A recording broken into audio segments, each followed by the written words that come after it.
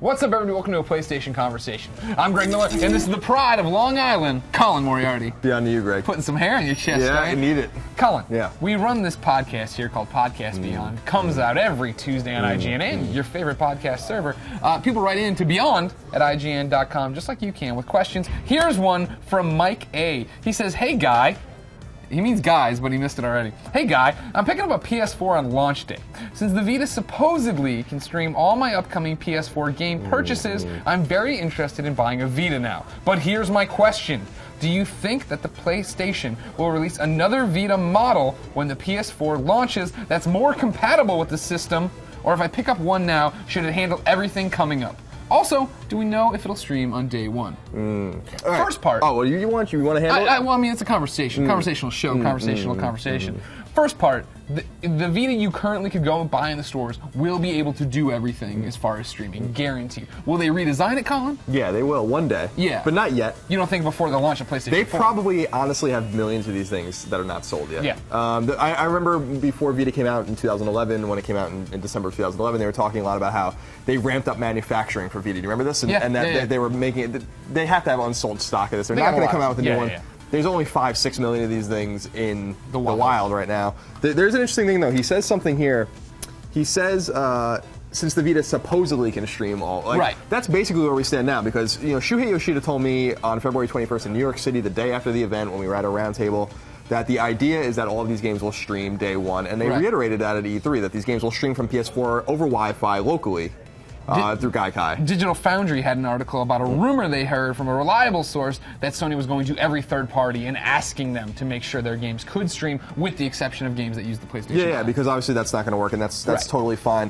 But we're skeptical on this front because we've been shown this before. We were shown this even on PSP. Yeah, remote play's been around since the dawn of the PlayStation 3. It's been that little option you put into your PSP and it just runs like crap. Yeah, and it didn't work. I mean, they had it running on Vita and PSP, I think, for Tokyo Jungle, right? They do. And then we saw Shuhei at GDC like 2 or 3 years ago playing Killzone 3 on Vita. That never came in the past either. So I'll believe it when I see it. I think it's a lot harder to do than people think it is. There's latency issues and all these things. That's why they bought Gaikai. They spent $380 million. That's what I was going to ask you. Now, the difference here, the wrinkle in the PlayStation 4 and Vita comparison to PS3, PSP is Gaikai, right? They buy this cloud-based service, and they're trying to use that tech to make remote play better. Yeah, I mean, make it work at all, because I mean, it was barely working. Now, you have to understand, you have to kind of read between the lines on this, that Sony was hemorrhaging money, like lots and lots of money, when they bought Gaikai, and this is not an investment they would be making if they didn't think that there was something to this, that they needed a company, an established company, in order to make this work. And you have to assume that they went to Gaikai when they bought them, they gave them the PS4 and the Vita, and they're like, make them talk. And that's what your only job is, to make these things talk to each other. So, I'm skeptical. Like I said, I'll believe it when I see it, but I'm hopeful. Yeah. I didn't buy it, after the whole PS3, PSP not working. When they came out, I'm like, oh, the Vita can play PS3. I was like, I don't even care. This doesn't even matter. But the Gaikai integration, the fact that they seem to know from the ground up that this is important, right? They're trying. The Wii U has a good idea with detached mode.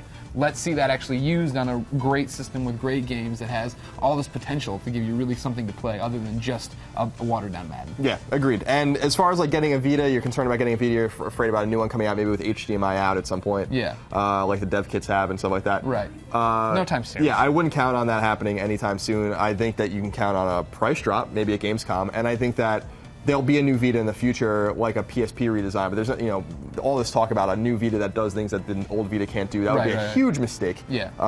So they're not going to do that. If anything, the Vita's probably not going to last more than a few more years. So unless it, like the fact that the PlayStation 4 takes off and you play other games and everybody's playing all their games everywhere. Well, that would be nice, but this has to work still. And what really concerns me is that we have great indie games and all these things, but name a big game that's coming out after Killzone and Tearaway. Oh, on the Vita. Yeah. Yeah.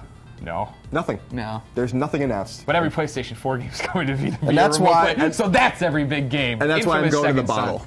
Oh gosh! Wow! All right, ladies and gentlemen. Because the Vita's dying. Will Colin drink himself into a stupor, or will Sony start releasing awesome PlayStation Vita games? We'll know soon enough. So keep it here on IGN for all your PlayStation conversations. That's Beyond. Good. Yeah.